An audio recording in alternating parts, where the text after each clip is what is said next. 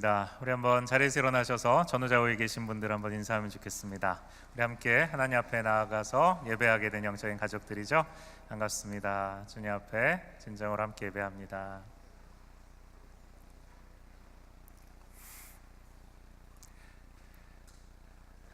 우리 한번 같이 기도하겠습니다. 하나님 아버지, 은혜를 감사합니다. 주님께서 우리에게 하나님을 예배할 수 있도록 주님을 사랑하는 마음 주신 것 감사합니다. 이렇게 주님 앞에 예배할 수 있는 것, 예수 그리스도의 그 십자가의 보혈의 은혜 없이는 가능하지 않은 일이었던 것을 기억합니다. 이 시간도 우리 예수님, 우리 그 십자가의 보혈만 의지하여 하나님 앞에 담대히 나아갈 수 있는 예배의 시간 되게 해 주옵소서. 하나님의 그 보좌 앞에 하나님을 극진히 찬양하고 주께서 우리에게 주시는 말씀을 듣고 또 그 말씀을 붙들고 또 세상을 향하여 달려나아가 주님의 뜻대로 온 힘 다해 하나님 나라 영광 위에 살아갈 수 있는 우리가 되게 해 주옵소서. 이제 오늘도 우리에게 주님 말씀하십니다. 그 말씀 가운데 하나님의 뜻을 발견케 해 주옵소서. 예수 그리스도의 이름으로 기도합니다.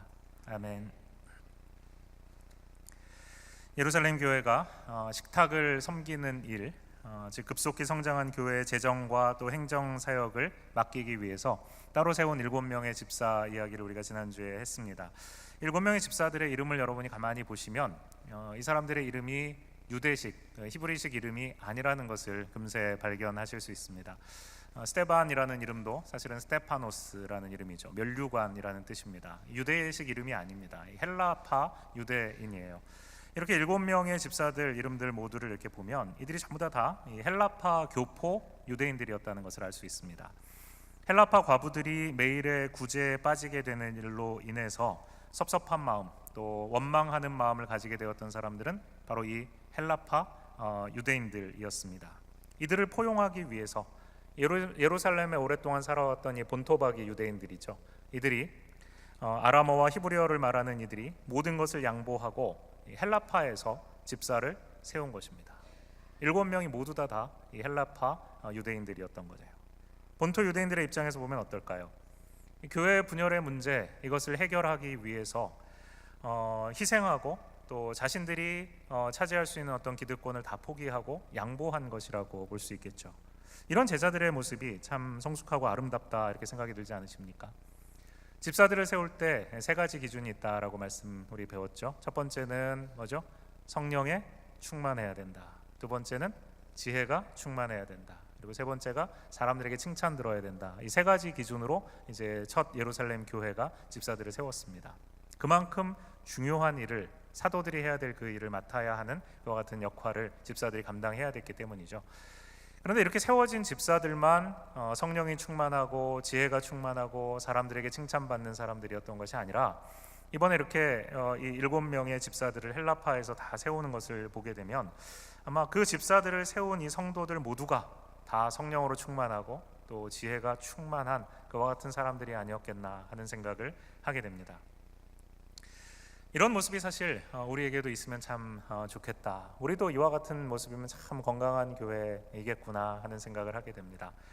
서로 양보하고 또 아끼고 사랑하는 모습, 또 내 감정이 아니라 다른 사람들의 모습을 마음을 먼저 헤아리는 그런 모습.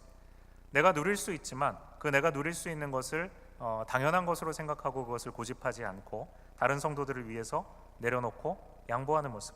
이런 모습이 성령 충만하고 또 지혜가 충만한 예수 그리스도의 성품을 닮은 바로 그와 같은 성숙한 성도들의 모습이 아닐까 봅니다. 우리 교회도 바로 이와 같은 서로를 배려하고 아끼고 또 그렇게 서로를 사랑하는 그와 같은 성도들로 하나님께서 우리를 가득 채워주시기를 주님의 이름으로 축복합니다. 이렇게 아름답게 세워진 예루살렘 교회 집사들의 이름을 여러분 보시는데 그 집사들의 이름 중에 가장 첫 번째 나오는 사람이 바로 이 스데반이죠. 이 사람들 중에서도 제일 첫 번째 세워졌다. 그리고 우리가 이제 7장 이후에 보면 이 스데반의 이야기가 굉장히 길게 나오는 것을 보죠. 이런 것들을 볼 때 아마 이 스데반은 그 7 집사를 대표하는 사람이 아니었을까 하는 생각을 하게 됩니다. 그렇게 세워진 이 스데반, 이 집사, 그리고 그 집사들 중에서도 가장 대표가 되는 이 스데반은 그럼 어떤 성품을 가진 사람인가, 어떤 영적인 이 신앙 인격을 가진 사람인가 하는 것을 우리가 말씀을 통해서 몇 가지를 좀 살펴볼 수가 있어요. 6장 8절을 보면 스데반에 대해서 이렇게 얘기하죠. 스데반이 은혜와 권능이 충만하여 큰 기사와 표적을 민간에 행했다라고 되어 있습니다. 스데반은 먼저 은혜와 권능이 충만한 사람이었습니다. 다른 말로 하면 그는 은혜와 능력이 차고 넘치는 사람이었다는 것입니다. 물컵에 물이 담겨 있는데 이 물을 위에서부터 이렇게 쏟아붓는 것입니다. 그냥 이 정도 채워지는 것이 아니라 채워서 물을 채우고 채워가지고 그것이 막 흘러 넘치는 거죠. 은혜가 흘러 넘치고 능력이 막 흘러 넘치는 그와 같은 상황이라는 것입니다. 스데반이 바로 그와 같은 사람이었다라는 거죠. 그뿐 아닙니다. 6장 10절 말씀을 보면 스데반이 지혜와 성령으로 말함을 그를 대적하던 사람들 그들이 능히 당하지 못했다라고 기록이 되어 있죠. 지혜와 성령으로 충만한 사람들이었습니다. 우리가 앞서서 얘기했던 집사의 자격, 지혜가 충만하고 성령이 충만한 사람. 스데반은 사람들로부터 이제 집사로 세워질 때에도 성령과 또 지혜로 충만한 사람이었고, 또 그의 사역을 감당하는 데 있어서도 계속해서 이와 같은 지혜와 성령으로 충만한 사람으로서 사역을 해왔다는 것을 알 수 있습니다. 그가 지혜와 성령으로 충만했기 때문에 스데반이 하는 말을 아무도 능히 당해낼 수가 없었다라고 기록되어 있죠. 이와 같은 사람이 바로 스데반이었습니다. 이런 스데반이 이렇게 은혜와 권능이 차고 넘치고 성령과 지혜가 충만해서 예수의 이름으로 가르치고 증거하고, 그래서 백성 가운데 놀라운 능력을 행하게 되자 문제가 발생합니다. 스데반과 논쟁하던 이 헬라파 유대인들이 모이던 회당의 사람들이 스데반을 질투하면서 또 스데반의 말을 책을 잡으면서 그를 모함하기 시작하는 것입니다. 그들의 성경 지식과 논리를 가지고 바로 이 스데반의 은혜와 권능에 사로잡히고 지혜와 성령이 차고 넘치는 바로 이 스데반을 대적할 수가 없으니까 어떻게 합니까? 이들을 스데반을 모함하기 위해서 거짓 증인들을 모아다가 그를 거짓 고소하는 것입니다. 6장 11절을 보면 이렇게 돼 있죠. 사람들을 매수하여 말하게 하되 이 사람이 모세와 하나님을 모독하는 말을 하는 것을 우리가 들었노라 하게 하고 라고 돼 있습니다. 모세를 모독하고 하나님을 모독하는 말을 스데반이 했다라고 거짓 증인들을 세워서 지금 그를 고소한다는 것입니다. 몇 주 전에 우리 교회 시니어 어르신들을 모시고 가까운 곳에 있는 비블리컬 보테닉 가든이라는 곳에 같이 갔습니다. 그곳에 1904년에 지어진 아름다운 유대인 회당이 있어서 우리 어르신들과 함께 그 회당도 함께 방문해서 보았습니다. 가이드가 이제 우리를 설명을 해주시는데 굉장히 아름다운 곳이었어요. 마치 우리 교회와 비슷한 모습입니다. 앞에 이렇게 강대상이 있고 이렇게 높지 않고 이렇게 낮더라고요. 강대상이 있고 그리고 스테인드 글라스도 있고 회중석이 이렇게 있습니다. 우리 팔풀 올겐이 있는 이 정도쯤에 이렇게 문을 열면 그 안에 어떤 공간이 있더라고요.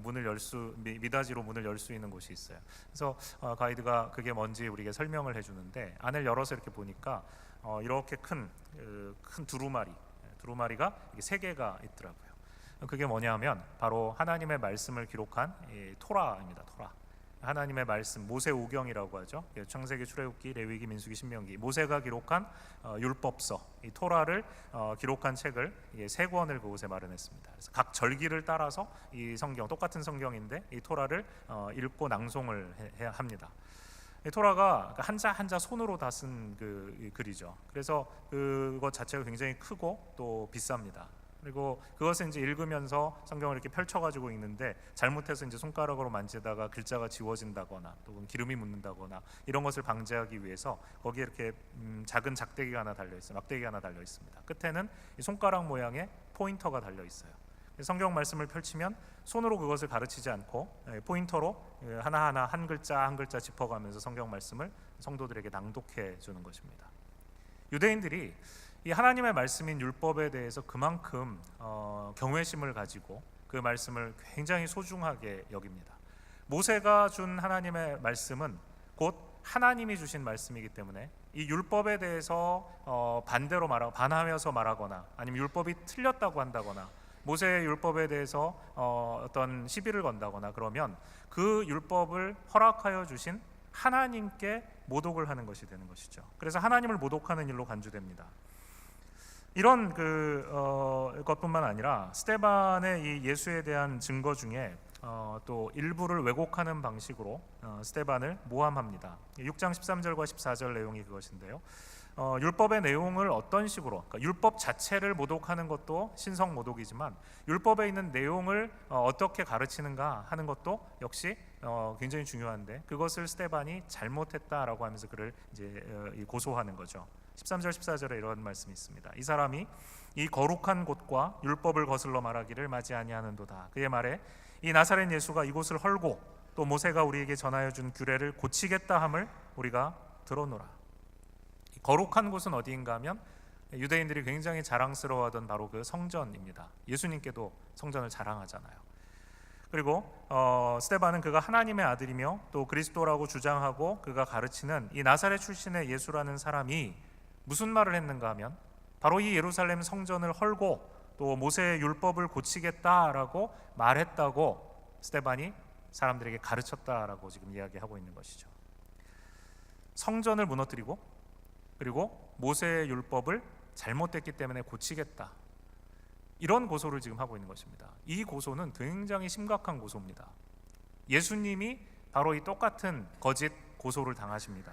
마태복음 26장에 가서 보면 많은 사람들이 나서서 거짓 증언을 했지만 예수님에 대해서 아무런 잘못된 증거도 발견하지 못합니다. 그래서 결국 거짓 증인 두 사람이 나와서 주장을 하는데 이렇게 얘기합니다. 이 사람이, 예수님에 대해서 이 사람이 내가 하나님의 성전을 헐고 3일 만에 다시 세울 수 있다라고 주장했다라고 말하는 거죠. 거짓말입니다. 예수님이 하나님의 성전을 헐겠다라고 말한 것이 아니라 예수님이 직접 설명해 주시죠. 하나님의 성전이라고 말씀하시는 예수님 자신의 육체에 대해서 말씀하신 것입니다. 예수님이 십자가에 못 박혀 죽으시고 3일 만에 그 성전, 예수님 성전이신 예수님이 십자가에 달려 죽으신 후에 3일 만에 다시 부활하실 것을 말씀하신 것이죠. 뿐만 아니라 이 모세의 율법에 대해서도 예수님께서는 이렇게 말씀하십니다. 내가 율법을 없애려고 온 줄로 생각하네. 그렇지 않다라고 예수님 분명하게 말씀하셨습니다.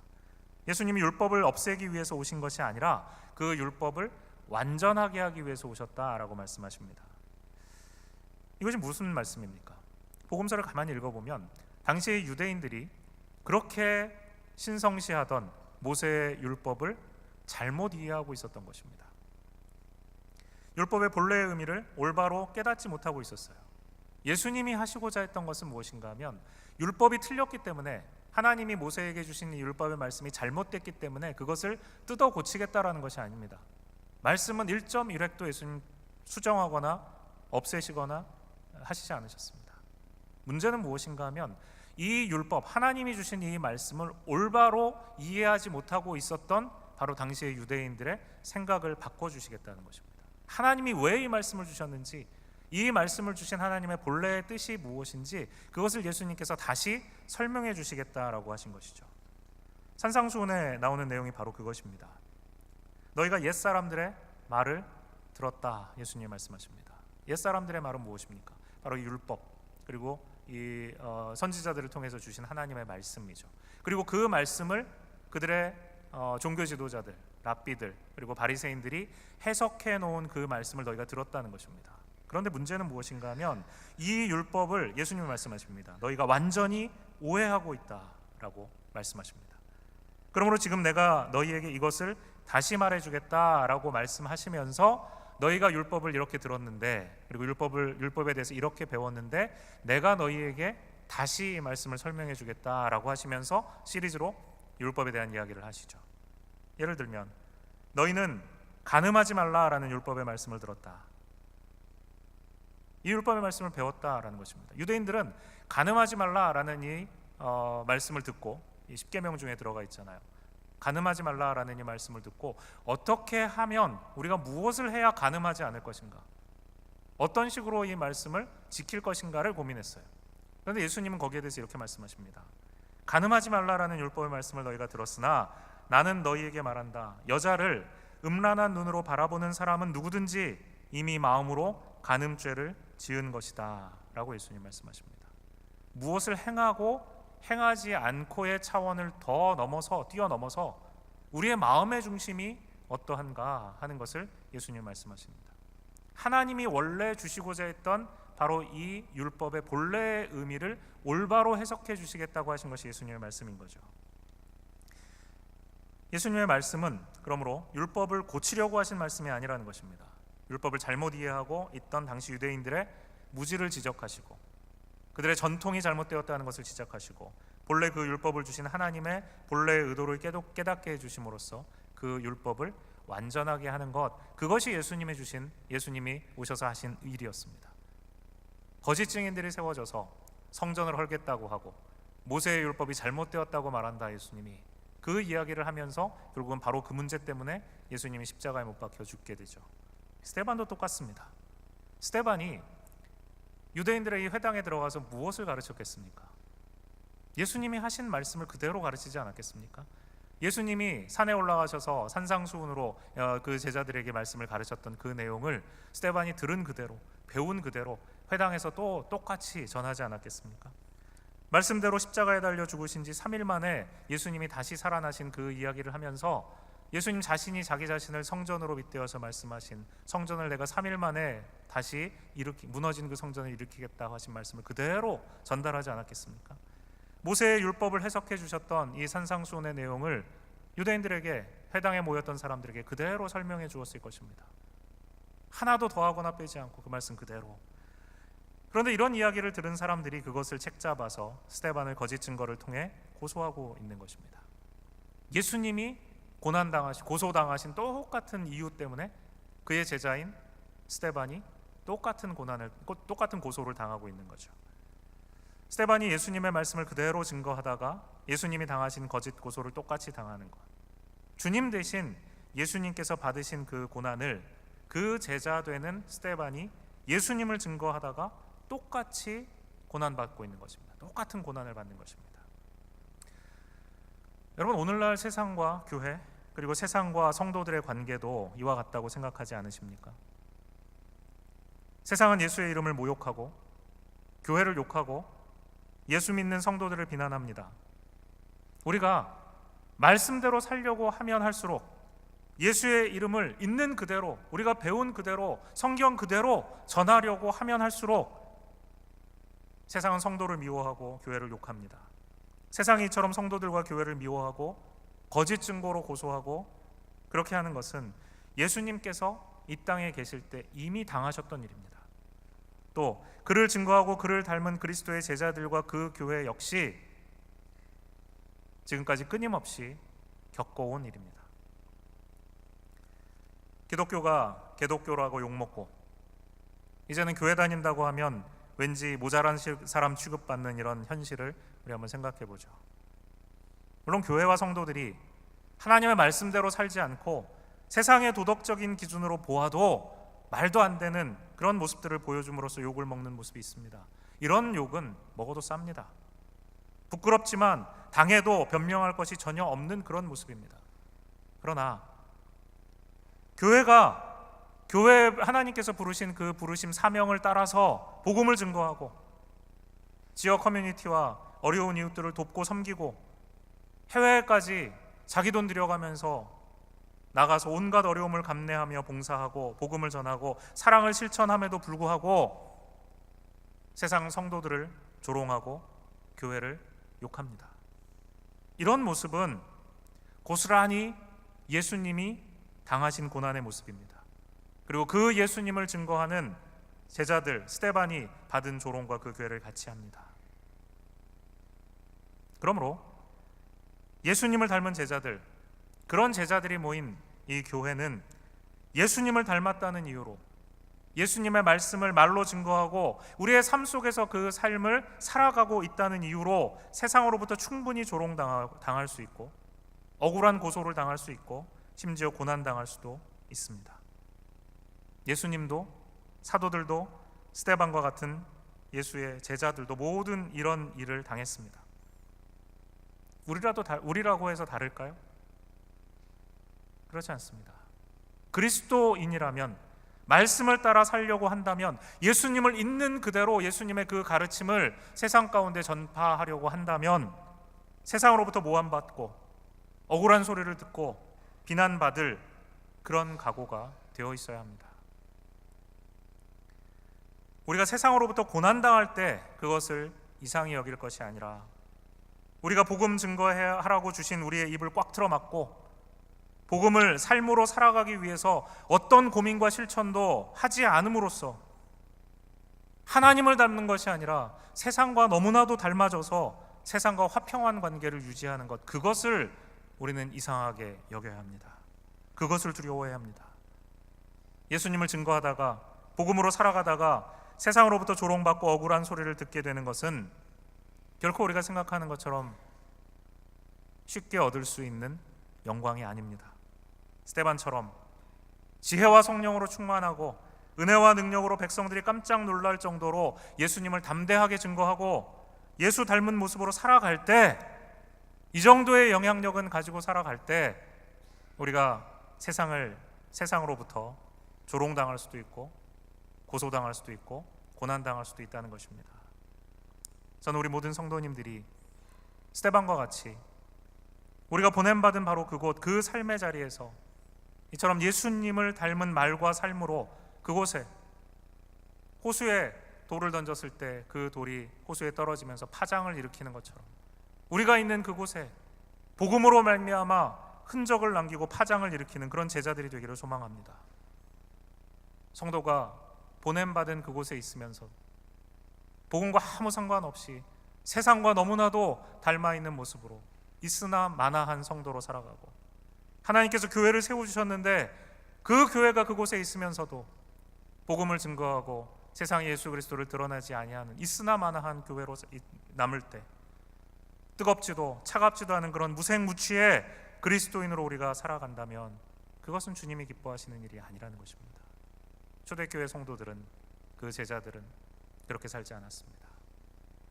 예수님이 걸어가신 그 길을 걷기 위해 썼고 예수님이 당하신 고난을 기쁨으로 감내했습니다. 스데반이 그를 모함하는 자들에게 지혜와 성령으로 말했다라고 10절 말씀에 기록되어 있죠.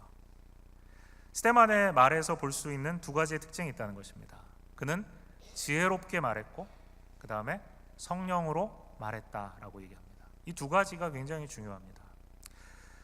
지혜롭게 말한다는 것이 무엇일까? 여러분, 오늘 이 본문을 우리 7장 1절까지 읽었는데 7장 2절부터 시작해서 50절까지 스데반의 예수 그리스도에 대한 증언, 복음 증거가 나옵니다. 스데반의 설교입니다. 일종의. 이 내용을 여러분 한번 가만히 이제 집에 가서 한번 읽어보십시오. 나중에 우리가 이 본문을 좀 다루게 되겠지만 지금 나오고 있는 2절부터 50절까지의 스데반의 내용은 구약 성경에 나와 있는 이야기들을 쫙 진행을 해 나갑니다. 그것을 설명해 주고 있습니다. 구약의 모든 흐름을 꿰뚫어 보면서 결국 그 구약의 말씀들을 쭉 보니까 결국 누가 보인다는 것입니까? 바로 그 구약을 통해서 예수 그리스도가 보인다라는 것입니다. 예수님이 우리에게 보내주신 바로 그 예수님이 하나님의 아들이시고 그분이 구원자이시고 그분만이 우리에게 새 생명을 주실 수 있는 우리의 메시아 되신다라는 그 사실을 구약을 통해서 발견하게 된다라는 것을 말하고 있습니다. 엠마오 마을로 돌아가던 두 제자들 여러분 기억하십니까? 예수님이 십자가에 달려 죽으시고 부활하셨는데 그 부활의 소식을 알지 못합니다. 그리고는 낭망해서 예수님 십자가에 달려 죽으신 걸 통해서 예수님이 실패했구나, 내가 따라다니던 예수님이 이제 끝이구나. 그리고는 낭망한 채 터덜터덜 집으로 가던 엠마오 마을로 가던 두 제자에게 어떤 한 사람이 나타납니다. 그리고 그들과 함께 어느 순간부터 같이 동행하기 시작합니다. 예수님이 누가복음 24장 25절 27절에 이렇게 말씀하십니다. 이 두 제자는 지금 그들과 함께 가고 계시는 이분이 누구신지 몰라요. 성경에 보면 이렇게 되어 있습니다. 예수께서 말씀하십니다. 제자들, 그 두 사람들을 향해서 당신들은 머리가 둔하고 마음이 무딘 사람들이군요. 어째서 당신들은 예언자들이 말한 모든 것을 단순히 믿지 못합니까? 당신들은 이런 일, 예수님이 십자가에 달려 죽으시고 다시 살아나셔야 되는 일, 이런 일이 일어나야 된다는 것과 메시아가 고난을 겪고서 자기 영광에 들어가야 한다는 것을 알지 못합니까? 예수님이 그들에게 이 이야기를 하십니다. 그리고 나서 무엇을 하시는지 아십니까? 예수님께서 성경에 이렇게 기록되어 있습니다. 모세의 책들, 아까 그 말씀드린 토라죠. 모세의 책들로부터 시작해서 예언서를 쫙 전부 살피시면서 자신을 언급한 성경 구절들을 모두 다 짚어주셨다라고 되어 있습니다. 구약 성경에 나와 있는 하나님의 말씀을 통해서 그 말씀이 어떻게 해서 예수 그리스도 자신에게 이루어졌는가, 또 이루어져야 하는가 하는 것을 정확하게 구절구절을 찾아가면서 그것을 언급해 가시면서 거기에 있는 두 사람, 엠마오마 올라가던 제자들, 낭망해 있던 그들에게 깨닫게 해주십니다. 그들이 이 말씀을 예수님을 통해서 배운 것입니다. 구약에 주어진 이 말씀, 우리가 그렇게 믿고 따르고 암송하며 신뢰하고 있는 그 하나님의 말씀, 그것이 이제 예수님이 풀어주시는 것을 보니까 우리가 따르던 바로 그 예수님, 바로 그분을 가리키는구나, 그것을 깨닫습니다. 그래서 어떻게 됩니까? 그들의 눈이 열려요. 그러면 그들이 말합니다. 그분이 우리에게 이 말씀을 가르쳐 주실 때, 그래서 깨닫게 해주실 때 우리 가슴이 뜨거워지지 아니하더냐. 그리고는 눈을 떠서 바로 그분이 부활하신 예수님이라는 것을 알게 된 것입니다. 예수님의 제자인 사도들은 하나님의 말씀을 가르칠 때 바로 예수님이 하신 방식 그대로 말씀을 가르쳤습니다. 제자들이 예수님을 어떻게 알게 되었어요? 예수님이 구약 성경에 나와 있는 말씀, 율법에 나와 있는 말씀, 예언자들이 하신 말씀, 그 말씀들을 그대로 가져다가 그 말씀이 바로 나에게 이루어졌다, 내가 약속된 메시아다 라고 예수님이 말씀하시는 그것을 제자들은 배웠습니다. 바로 그와 같은 방식으로 제자들이 배웠어요. 사도들이 그 말씀을 배운 것을 가지고 그의 제자들을 똑같은 방식으로 다시 가르칩니다. 그 증거가 어디 있습니까? 스데반이 회당에서 논쟁할 때 바로 이 방법을 그대로 쓰고 있다는 것입니다. 예수님이 하신 방법, 사도들이 자신에게 가르쳐준 방법, 그 방법을 가지고 회당에서 논쟁하고 있는 것입니다. 그리고 어땠습니까? 이렇게 구약에 있는 말씀을 가지고 하나하나 짚어가며 바로 이 예언, 바로 이 말씀이 가르치고 있는 것이 바로 이 예수, 나사렛 예수를 통해서 다 성취되었다라고 말하는데, 그 말씀을 듣는 유대인 회당에 있던 사람들이 한 명도 그 논쟁에 이길 수 있는 사람이 없었다는 것입니다. 무슨 말입니까? 말씀을 있는 그대로 전했습니다. 이것이 바로 지혜입니다. 하나님께서 우리에게 주시는 그 지혜, 스데반이 지혜로 충만했다라고 말할 때 있는 이 지혜는 예수가 그리스도이심을 밝히 드러낼 수 있는 그 지혜입니다. 세상 지식의 근거에 있는 지혜가 아닙니다. 바로 이 말씀, 하나님께서 예언하신 그 모든 말씀이 예수님을 가르치고 있다는 것을 드러내는 바로 그 지혜입니다. 하나님의 말씀의 근거에 있는 지혜. 오늘 우리에게 요구되는 지혜도 바로 이것입니다. 두 번째로 스데반이 무엇으로 말했는가? 성령으로 말했다라고 되어 있습니다.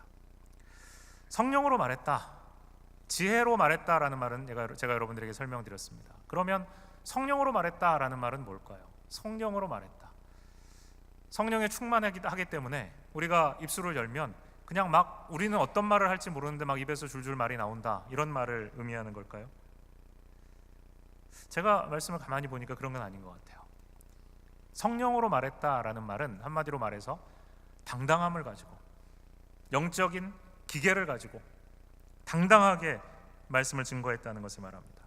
복음의 진리를 붙들고 성령으로 충만한 사람은 누구나 예외 없이 이와 같은 당당함이 있습니다. 이것을 저는 영적인 기계라고 부르고 싶습니다. 진리를 발견한 사람, 그 진리를 증거하는 사람, 그 진리를 살아내는 사람에게는 이와 같은 영적인 당당한 기계가 그에게 있습니다. 누가 뭐라고 해도 부끄러워하지 않는 당당한 자신감이 있습니다. 이런 사람은 누구의 눈치를 보지 않습니다. 제가 이탈리아에서 선교 사역을 했잖아요. 이탈리아 사역할 때 하루 종일 캠퍼스 앞에 작은 테이블을 펼쳐놓고 전도지 나눠주고 성경과 신앙서적들을 그 위에 놓고 그걸 소개하고 전도했습니다. 다리가 아프고 허리가 빠지도록 도시 곳곳을 걸어다니면서 노방 전도를 했습니다. 학생들 기숙사 문을 두드리면서 복음을 전했습니다. 그 당시에 제가 목회했던 교회 성도가 5명이었습니다. 그 중에 3명은 저와 제 아내와 저희 큰 아이였고, 성도는 2명, 5명. 이런 상황 속에서 사실 이런 당당한 영적인 기계를 가지고 사역하는 게 쉽지 않더라고요. 자꾸 위축이 되었습니다. 열매도 찾아보기 힘들었고, 그렇게 열심히 전도하는데도 열매가 없어요.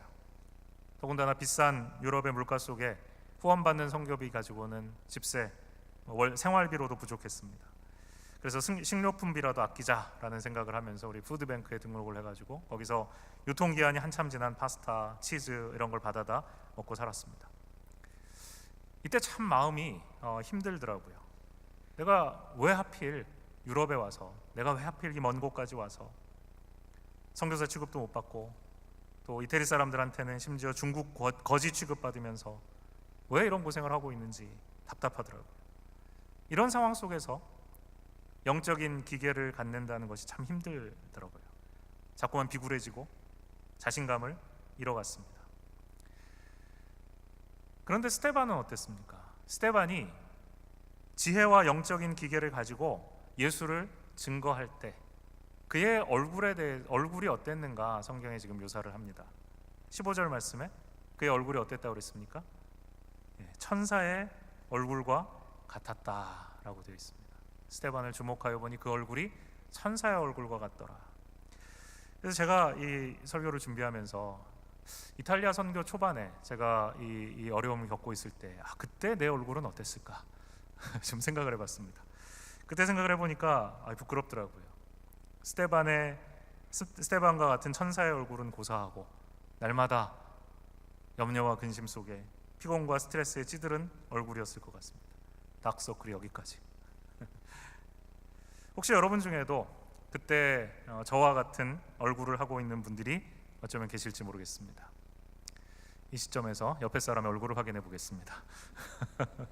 어떠세요? 옆에 계신 분들 얼굴이 자신의 얼굴은 어떻게 보일까요?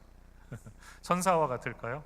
아니면 저처럼 걱정, 근심, 염려에 가득한 얼굴이었을까요? 옆에 계신 분으로 한번 축복했으면 좋겠습니다. 우리 옆에 계신 분들 보면서 천사의 얼굴같이 되시길 축복합니다. 한번 얘기해 주세요. 천사의 얼굴같이 되시길 축복합니다. 안 하시는 분들은 옆에 분이 그렇게 되시길 원하지 않는 거예요. 천사의 얼굴같이 되시는 여러분들 다 되시기를 주님의 이름으로 부탁드립니다. 스데반이 천사의 얼굴과 같았다라는 것은 단순히 걱정, 근심, 염려 없었다 이것만을 말하는 것은 아니죠. 은혜와 능력이 그에게 차고 넘쳤기 때문에 스데반의 얼굴이 천사의 얼굴과 같았다는 거예요.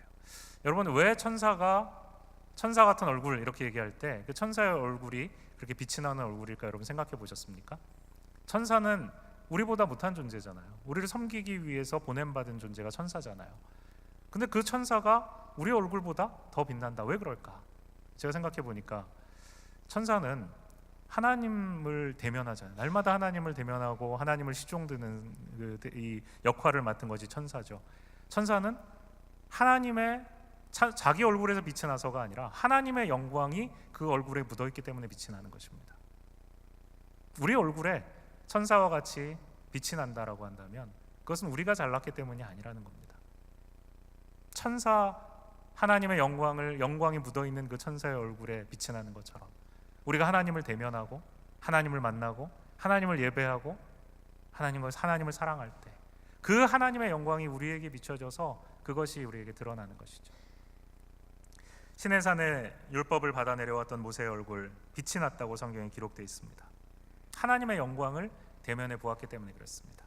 예수님이 산에 올라가셔서 변화되실 때 그 얼굴이 바뀌었다. 그리고 그 옷이 광채가 났다라고 기록되어 있습니다.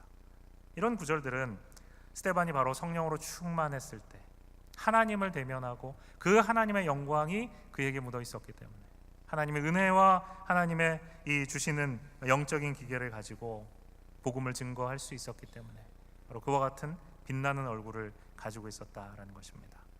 자, 그러면 여러분 한 가지 생각해 보셨으면 좋겠습니다. 스데반이 이와 같이 하나님의 영광이 묻어있는 이 천사 같은 얼굴로 어떤 말을 했을 것 같습니까? 어떤 말을 했을까요? 천사의 얼굴로 하는 말 생각해 보면 천사 같은 말을 했겠죠. 그죠? 천사의 얼굴을 하고 욕을 할 리는 없잖아요. 천사 같은 말을 했을 것입니다. 아름다운 말, 사랑스러운 말, 그런 말을 했을 것 같아요. 더군다나 지금 어떤 상황입니까? 이 회당에서 사람들이 거짓 증인까지 내세워가지고 자기를 고소하고 있는 억울한 상황을 당하고 있잖아요. 그런 상황 속에서도 천사 같은 표정을 가지고 있다라고 한다면 그의 입술에서 나오는 말은 아마 거기에 어울리는 말이었을 것입니다. 따뜻하고 설득력 있고 근사한 목소리로 자기를 변호하는 말, 억울함을 호소하는 말, 이런 말을 아름답게 해야 할 것 같아요. 그런데 여러분 이제 7장 2절부터 쭉 한번 읽어보십시오. 그는 결코 부드러운 말을 하지 않습니다. 천사 같은 얼굴을 가지고 사람들에게 자기를 살려달라고 부탁하며 상황을 모면하려는 말 하지 않습니다. 어떤 말을 했을까요? 51절 말씀 여러분 성경에 있으시면 한번 보세요. 51절에 이렇게 말합니다. 쭉 구약에 나오는 이야기들을 예수님이 하셨던 것처럼 그렇게 한 다음에 이렇게 얘기합니다. 목이 곧고 마음과 귀에 할례를 받지 못한 사람들아, 너희도 너희 조상과 같이 항상 성령을 거스르는도다. 지금 이 말을 이 천사의 얼굴을 가지고 하고 있다는 거예요. 천사의 얼굴을 가지고. 좀 더 쉽게 번역하면 이렇게 기록합니다. 자, 그런데 여러분은 지금까지 말씀을 다 들었습니다. 그런데 왜 계속해서 웬 고집입니까? 여러분의 마음은 딱딱하게 굳어 있고 여러분의 귀는 전봇대를 꽂아놓은 것처럼 꽉 막혀 있습니다. 성령을 고의로 무시하다니 여러분은 여러분의 조상들과 다를 바가 하나도 없습니다. 이렇게 지금 얘기하고 있는 것입니다. 여러분, 이 말은 천사 같은 표정으로 말을 하고 있지만 맞아 죽기에 딱 맞는 말입니다. 그리고 실제로 맞아 죽잖아요. 왜 그랬을까요? 천사 같은 얼굴을 가지고 천사 같은 좋은 말이 아니라 이와 같이 맞아 죽기에 딱 좋은 말을 하게 되는 이유가 뭘까요? 두 가지입니다. 1절에 나온 것처럼 그는 은혜와 능력이 차고 넘쳤기 때문입니다. 두 번째로 10절에 나오는 것처럼 지혜롭게 성령에 충만해서 영적인 기계를 가지고 말했기 때문입니다. 여러분, 지혜로운 말은 앞서 말한 것처럼 진리를 증거하는 말입니다. 지혜롭게 말하는 자는 성령으로 말합니다. 굽히지 않은 영적 기계를 가지고 말합니다. 어리석어 보여도 진리를 타협하지 않고 말합니다. 어리석어 보여도 직선적이고 날카롭게 진리를 선포합니다. 복음 증거에 바로 이와 같은 면이 있습니다. 성령으로 충만하면 무서울 것이 없는 것이 정상입니다.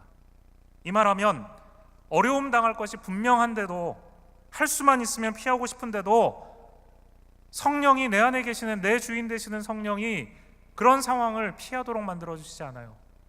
나에게 오히려 담대하게 그 말씀을 증거하게 하십니다. 여러분, 한번 생각해 보세요. 예수님이 만약에 우리 관점에서 지혜로운 분이셨다면, 예수님은 결코 우리가 복음서에서 읽을 수 있는 그런 말과 행동을 하시지 않았을 것입니다. 예수님 시대에 종교적으로 반듯한 사람들, 주목받은 사람들, 인도자, 리더들, 그 사람들은 어떤 사람입니까? 율법을 진지하게 공부하고 그 말씀대로 순종하려고 하는 사람들이었죠. 그 사람들은 결코 율법이 부정하다라고 말하는 세리와 창녀, 또 문둥병자 같은 이런 부류의 죄인들의 친구가 되거나 함께 어울리지 않았습니다. 그게 그 사람들이 말하는 지혜였습니다. 그들과 굳이 어울려서 자기도 부정한 존재가 될 필요가 없다는 것이죠. 그건 지혜롭지 않은 행동입니다. 그들과 교제하다가 자신도 하나님께 죄인처럼 여겨지게 되는 것, 어리석은 일입니다. 하면 안 되는 일이에요. 그런데 예수님은 전혀 지혜롭지 못하게도 이런 죄인들에게 다가가셔서 그들의 친구가 되십니다. 지혜롭지 못하게 예수님께서는 그들의 집에 들어가셔서 지혜롭지 못하게 그들과 먹고 마시고 지혜롭지 못하게 그들과 말씀하시고 교제를 나누셨습니다. 예수님이 정말 지혜롭지 못하셨습니까? 여러분, 무엇이 정말 지혜입니까? 하나님의 뜻을 알고 하나님의 뜻대로 행하는 것이 지혜입니다. 하나님이 사랑하시는 것을 함께 사랑하고 하나님이 싫어하시는 것을 함께 싫어하는 것이 참된 지혜자입니다. 그럼 무엇이 진정한 성령의 충만함입니까? 성령으로 충만한 것은 우리가 생각하는 것처럼 큰 소리나 방언으로 기도하고 늘 성경 끼고 다니고 세상적인 문화 거절하고 세상과 거리를 두고 구별되어 살아가는 그런 모습만은 아닙니다. 그런 모습도 있죠. 그러나 성령 충만에는 이런 세상과의 단절이라는 요소가 분명히 있음에도 불구하고 그것이 다가 아닙니다. 성령으로 정말 충만한 사람은 세상의 눈치를 보지 않습니다. 예수님이 그러셨던 것처럼 복음을 말과 행동으로 증거하기 위해서 세상을 향해서 영적인 기계를 가지고 당당하게 거침없이 하나님 편에서 말하고 하나님 편에서 행동하는 것입니다. 세상으로부터 도피해서 나 혼자 내 신앙만 지키려고 그냥 이불 뒤집어 쓰고 벌벌 떠는 것이 아니라 세상을 향해서 당당하게, 그것이 때로는 지혜롭지 못하게 보인다 할지라도 복음을 외치는 것입니다. 이것이 바로 예루살렘 교회의 첫 제자들 스데반이 보여준 성령 충만한 모습입니다. 여러분, 하나님이 여러분의 편이신 걸 믿으십니까? 자신이 없으세요? 여러분의 부모님이 여러분의 편인 걸 믿으십니까? 그것도 안 믿으세요? 우리 부모님, 우리 어떠한 모습에도 우리의 편이 되어주시죠. 하나님이 우리의 아버지시잖아요. 우리 하나님의 자녀잖아요. 하나님 우리의 편이십니다. 하나님이 내 편이시라면 나도 하나님 편에 서야 되지 않겠습니까? 하나님은 내 곁에 서셔서 내 편이 되셔서 내 힘이 되시는데, 내가 아무리 못나고 실패하고 부끄러운 모습으로 또 다시 넘어지는 모습이어도 바로 그 순간에도 여전히 내 손을 꽉 잡고 놓지 않으시는데, 내 손을 잡고 계신 그 하나님의 손을 내가 부끄러워하고, 내가 세상 눈치 보며 하나님을 부끄러워하고 그 잡으신 손을 슬며시 놓아버린다면 그런 모습 하나님이 기뻐하시지 않습니다. 성령 충만함은 바로 이 잡은 손, 주님이 나를 붙들어 주신 이 손을 부끄러워하지 않고 당당하게, 그것이 어떤 대가를 나에게 가져온다 할지라도 하나님의 내 편이시기 때문에 성령 충만한 가운데 당당하게 설 수 있는 것입니다. 이 사람에게 예수 이야기하면, 교회 나가자고 내가 말하면 분명히 이분들과 관계가 어려워질 거고, 심하면 교제가 끊어질 수도 있고, 어쩌면 그게 나에게 있어서, 내 커리어에 있어서 어려움을 줄 수도 있다라는 것을 분명히 알 수도 있지만, 어느 순간 성령께서 담대하게, 직선적으로, 날카롭게 복음을 증거하게 하시는 순간이 온다면, 그럴 때는 우리의 입술을 열어서 과감하게 말해야 합니다. 어리석어 보여도, 그게 지혜로워 보이지 않아도 바로 그 순간에 성령께서 하라고 하시는 말씀을 해야 합니다. 그러니까 지혜롭게 말하라는 것이 결코 사람 듣기 좋은 말만 골라서 하라는 말이 아닙니다. 성령의 지혜로 말하는 것은 당당한 영적인 기계를 가지고 말하는 것입니다. 진리가 내 안에 있고 그 진리가 나를 자유하게 하고 그 진리를 통해서 하나님이 나에게 은혜와 능력을 주시는데 뭐가 두렵습니까? 성령이 말하게 하시면 말해야 합니다. 그것이 지혜이고 은혜이고 능력입니다. 이런 당당함을 갖고 세상을 향해서 눈치 보지 말고 쫄지 말고 두려워하지 말고 성령의 충만함 가운데 복음을 선포하시는 우리 모두가 되시기를 주님의 이름으로 부탁합니다. 사람을 변화시키는 분은 오직 성령이십니다.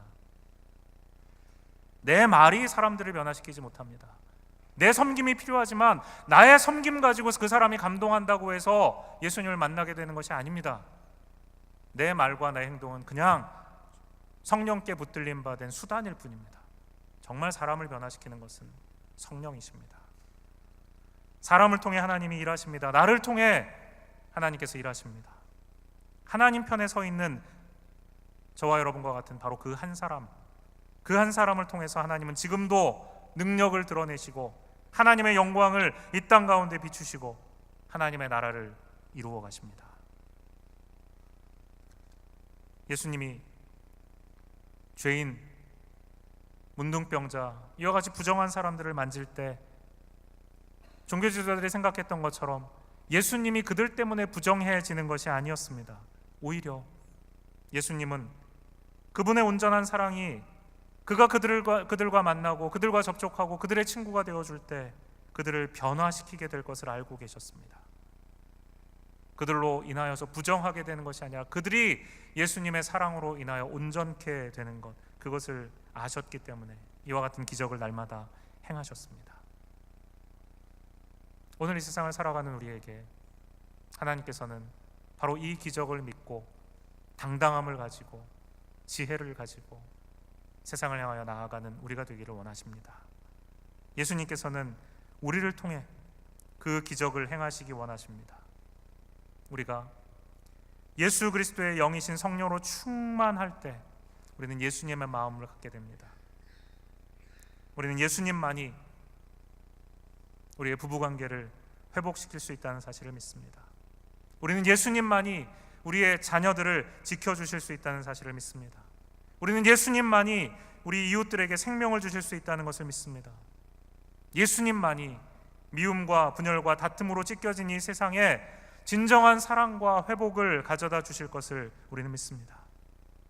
이 사실을 믿는 사람이 천사의 얼굴을 가진 지혜와 성령으로 충만한 스데반과 같은 사람입니다. 이 사실을 믿고 예수님의 손과 발이 되어서 당당하게 영적 기계를 가지고 외쳐야 할 그 진리를 외치는 자가 바로 성령으로 충만한 사람입니다. 오늘 저는 여러분들에게 바로 이 성령의 충만을 구하시기를 부탁드립니다. 예수님 말씀하십니다. 너희가 악할지라도 좋은 것을 자식에게 줄 줄 알거든 너희 하늘 아버지께서 구하는 자에게 성령을 주시지 아니하겠느냐. 우리가 구하기만 하면 주님 안에서 살아갈 수 있는 이 당당함, 영적인 기계를 허락하여 주시는 성령의 충만함을 우리에게 허락하여 주십니다. 내가 더 이상 주인이 아니라 내 안에 계시는 성령이 주인 되시는 삶, 오직 너희는 술 취하지 말고 성령의 충만을 받으라, 이 말씀대로 성령의 다스림을 받는 사람, 바로 그와 같은 사람들이 우리가 되게 될 줄 믿습니다. 성령이 내 인생의 주인 되시면 우리는 스데반과 같이 당당하게 살아갈 수 있습니다.